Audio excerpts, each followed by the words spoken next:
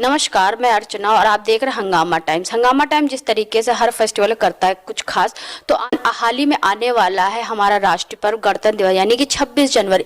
तो 26 जनवरी को लेकर के देश में ही नहीं, पूरे प्रदेश में ही नहीं और पूरे समाज में ही नहीं, यानी कि पूरे देश तक ये एक एकता के सूत्र बनता है। और इस त्योहार में यानी कि जो राष्ट्रीय हमारा पर्व होता है उसमें लोग कुछ अलग खास करते हैं। जिस तरीके से देश की राजधानी दिल्ली में तो परेड निकलती है, साथ में उत्तर प्रदेश की राजधानी में भी इसका भव्य स्वागत और सम्मान भी होता है और भव्य आयोजन भी होता है, जहां पे सभी नेतागण लोग सम्मिलित होते हैं, साथ में आम जनता भी सम्मिलित होती है। क्योंकि ये हमारा राष्ट्रीय पर्व है, तो इसमें चाहे आम नागरिक हो, चाहे अधिकारी हो और चाहे कोई नेता हो, इसके सलाम के लिए खड़ा होता है। तो हमारे साथ में ऐसे ही लखनऊ की कुछ खास शख्सियत है, तो 26 जनवरी गणतंत्र दिवस पे कुछ खास करती हैं, अलग में कुछ समाज में कुछ अनोखा करती हैं। तो वैसे ही एक समाज सेविका है रागिनी श्रीवास्तव जी, जो कि निस्वार्थ लोगों की सेवा करती हैं और जगह जगह पे उनका सम्मान भी होता है इसको लेकर के। तो हमारे साथ में आज खास बातचीत में रागिनी श्रीवास्तव जी हैं, जो कि समाज सेविका है। तो 26 जनवरी यानी गणतंत्र दिवस के लिए उनकी क्या तैयारी और सभी देशवासियों को क्या शुभकामनाएं देना चाहेंगे, खास बातचीत में की कड़ी में हमारे साथ रागिनी श्रीवास्तव जी जुड़ रही हैं, तो हम उनसे बात करते हैं। मैम, आपका स्वागत है। थैंक यू अर्चना जी। आप सभी को 26 जनवरी की बहुत बहुत शुभकामनाएं। आपकी गणतंत्र दिवस की क्या तैयारी है मैम?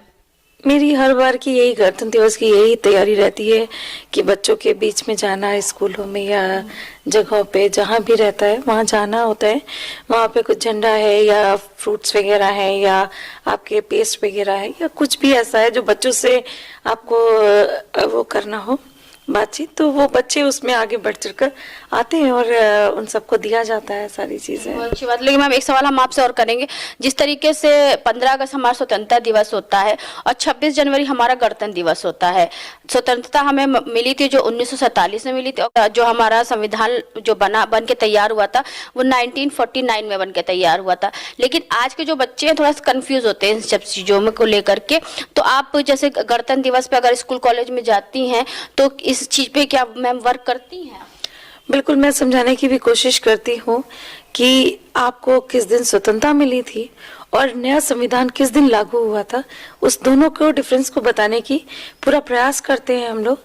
लेकिन वही होता है कि भाई बच्चे तो बच्चे ही हैं, थोड़ा बहुत समझते हैं, फिर थोड़ी देर में उनको लगता है बस टॉफी मिल रही है, बिस्किट मिल रहा है, लड्डू मिल रहा है, छुट्टी मिली, घर गए। तो मैम अभी हमने सुना था आप हाल ही में आप जेल गई हुई थी, तो जो जहाँ पे आप जेल गई हुई थी वो बच्चों की जेल थी या बड़ों की मैम? बड़ों की जेल थी। आपका जो होता है ये जिला का उसमें कारागार होता है, उसमें गए थे। उस दिन मंत्री जी धर्मवीर प्रजापति जी भी मौजूद थे। उस दिन बहुत सारा कंबल वगैरह हमें वितरण करना था और कंबल को हम लोगों ने वितरण किया। और दूसरी बात ये थी कि उन कैदियों को एक भावना को भी जगाना था कि आपने जो काम किया है उससे केवल आप ही नहीं परेशान है, आपके एक क्षणिक आपने आवेश में आकर एक ऐसा काम किया जिसके कारण अभी आपसे समाज में कोई बातचीत नहीं करता, आपके परिवार एकदम अलग होके रहता है, कोई रिश्तेदार आपसे बात करना पसंद नहीं करता है। आपके बहन की अगर शादी करनी हो तो कोई वहां पे आपकी बहन से शादी नहीं करने आएगा। यानी आपने अपनी जिंदगी के लिए क्षणिक आपने उसके लिए पूरे घर को तबाह कर दिया।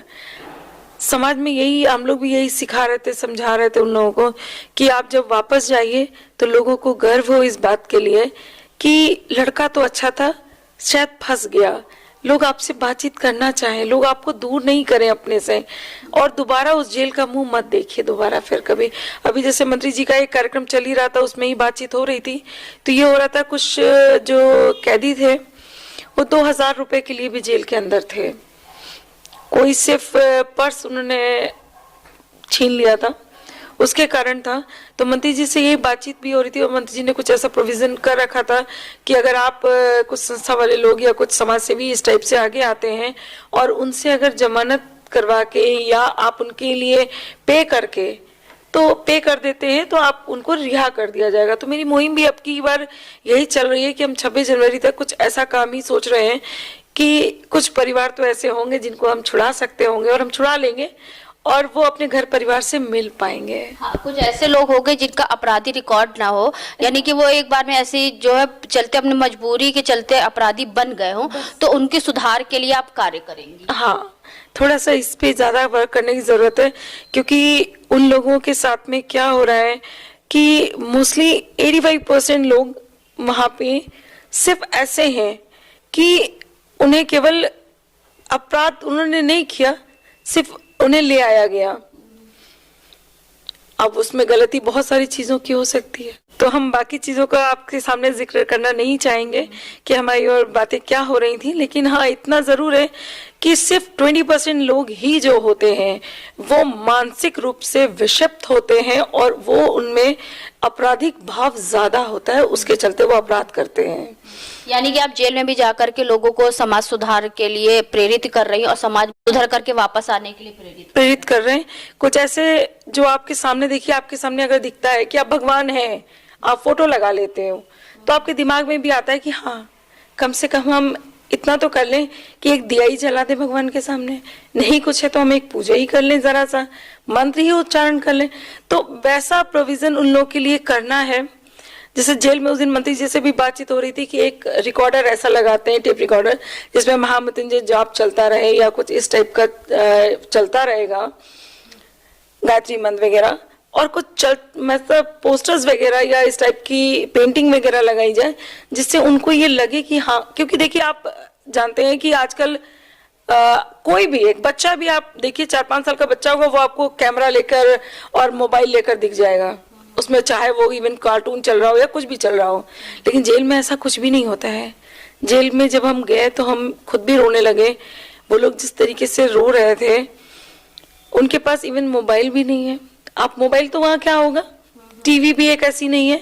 जो लोग उनके पेरेंट्स या उनकी वाइफ वगैरह मिलने आए थे, मतलब वो देख के भी आपको इतना भयावह था कि हमें, मतलब सब लोग चिल्ला रहे थे आपस में उस जेल में। मतलब ऐसा होता है कि सब लोग, आप लोग एक ही साथ में, कुछ टाइमिंग्स होती हैं, आप कुछ टाइमिंग के लिए आप मिल सकते हैं, कुछ 2 से 3 में मिल सकते हैं, कुछ 3 से 4 में मिल सकते हैं।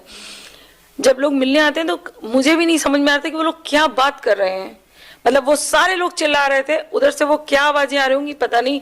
तो बल्कि मंत्री जी ने ये भी कहा कि ये लोग भाई कैसे कम्युनिकेट करते हैं एक दूसरे से, इतना शोर आ रहा है तो कैसे कम्युनिकेट किया जाता है। बाकी लोगों से भी हम यही चाहते हैं कि आप किसी भी गलत इल्जामों में किसी को भी जेल मत पहुंचाइए। अगर आपको लगता है कि हाँ सही है तो जरूर जेल जाना चाहिए, लेकिन अगर ऐसा केवल आप एक फंसाने के उस पे कर रहे हो तो ना करें, क्योंकि जेल का जो स्थितियां होती हैं वो शायद आप देख के आपको पता चलेगा कि क्या भयावह स्थितियां होती हैं वहाँ पे। यानी कि आपने ये जाकर के वहाँ फील करा कि अपराधी जो अपराध करके निकल जाता है, फंसता जो निर्दोष है, निर्दोष फंस जाते हैं। ज्यादातर वहाँ निर्दोषी थे। एक वहाँ पे कैदी से ही बात हो रही थी, तो उन्होंने कहा कि मैं तो बैठ के शराब पी रहा था। मंत्री जी भी कहने लगे कि ऐसा हो जाता है कभी कभी भाई, कुछ चीजें हो जाती हैं कि नहीं समझ में आता, लोग जेल चले आते हैं। तो ये तो मैम थी आपकी, जो आप जेल गए वहाँ पे आपने लोगों को सुधारने की थोड़ी कोशिश करी और लोगों को मोटिवेट किया। तो गणतंत्र दिवस में जैसे आपने बताया आप स्कूल में जाएंगी और बच्चों को मोटिवेट करेंगी और कुछ वितरण भी करेंगी।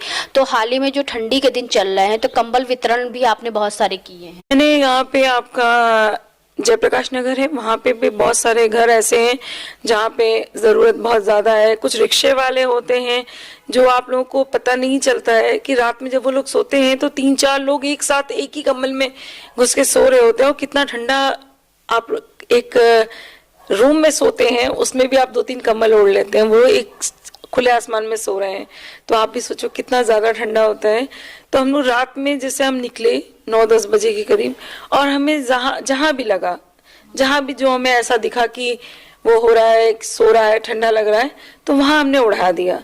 बाकी का जेल में बहुत सारे कंबल थे, वितरण किए गए वहाँ भी, क्योंकि वहाँ भी स्थितियाँ वैसी ही हैं। बाकी का आपका ये खुर्रम नगर के पास में एक मलिन बस्ती है, वहाँ पे किया गया। एक राजाजीपुरम में वृद्धाश्रम है आपका डी ब्लॉक में, वहाँ पे कंबल वितरण किया गया, और कुछ वृद्धाश्रम में और भी किए गए। इसी पे मुहिम चल रही थी कि ठंडा किसी से कोई दिक्कत ऐसी ना हो जाए कि आप अपने घर में बहुत आराम से रहते हैं लेकिन बाहर स्थितियां बहुत खराब हैं। तो जैसे मैम कोरोना काल में आपने बूस्टर डोज और वैक्सीनेशन का जो व्यवस्था कराई, तो अब जैसे कि अब बूस्टर डोज के लिए थोड़ा सा रुक गया है, तो फिर से जैसे वैक्सीनेशन की सुविधा कब से जो है समाज को मिलने लगेगी आपके द्वारा? अभी जैसे हो रहा था कि कोविशील्ड तो है हम लोग के पास में, मात्रा में है, हॉस्पिटल्स में कोवैक्सीन भी है, लेकिन क्या हो रहा है कि अभी हम लोग इसी पे कर रहे हैं कि जो हमें मिल रहा है हम कैंप लगाते जा रहे हैं कि जिस किसी को भी लगा हो आराम से वो कैंप्स लगा लगा के कि लोगों को परेशानी ना हो। जैसे एक बार आप फिर देख रहे हैं कि कोविड एक बार फिर से लौट रहा है, तो जिन लोगों ने भी नहीं लगवाया था उन लोगों के लिए अभी 26 जनवरी के दिन में भी कुछ लोगों ने कैंप के लिए कहा हमसे और कैंप ऑर्गेनाइज किया हम लोगों ने, और 26 जनवरी के दिन उन लोगों के लिए लगेगा भी कैंप। तो मैम इस गणतंत्र दिवस सभी देशवासियों को क्या शुभकामनाएं देना चाहेंगी? बहुत सारा खुशियां मिले आपको, आप आराम से छुट्टी मनाइए, और अगर हो सके तो उस दिन जरूर एक बार अपने बच्चों को ले जाकर दिखाइए कि 26 जनवरी की परेड क्या होती है, क्योंकि आप पेरेंट्स जब बच्चों को कुछ दिखाते हैं या सुनाते हैं तो उनके दिमाग में असर करता है और वो चीज़ें हमेशा दिमाग में रह जाती हैं।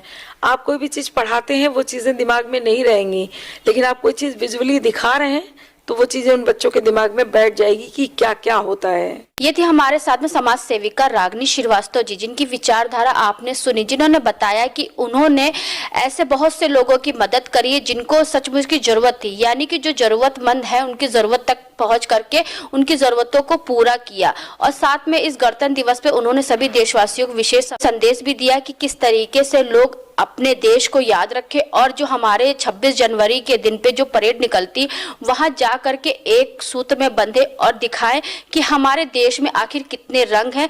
जो हमारा देश है वो रंग बिरंगा, उसमें कई रंग है और एकता के संग भी है। तो इसी के साथ मैं अर्चना आपसे इजाजत लेना चाहूंगी। धन्यवाद, बने रहिएगा हंगामा टाइम न्यूज चैनल के साथ। हंगामा टाइम्स की तमाम खबरों को देखने के लिए हंगामा टाइम्स को सब्सक्राइब कर लीजिए और बेल आइकन दबा लीजिए। अगर आपको ये वीडियो अच्छा लगा हो तो लाइक बटन प्रेस कर अपनी प्रतिक्रिया हमारे कमेंट बॉक्स में देना मत भूलिए।